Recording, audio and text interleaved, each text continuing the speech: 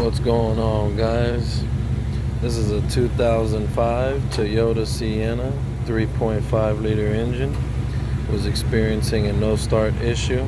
Alternator was good, battery was low, but we jumped it. Would not start. Fuel pump was changed, but then when the fuel pump was changed, there was no power to the fuel pump, no prime, no anything. Try to do a diagnostic and the check engine light wouldn't even come on, but it was on prior to service. We found out that the issue was in the ignition switch.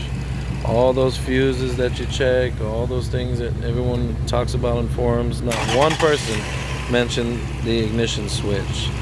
The ignition switch, if you turn the key very slowly or wiggle it, you should be able to get the check engine light to come on with the engine off.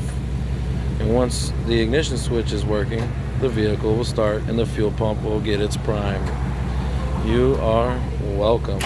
Double check your ignition switch.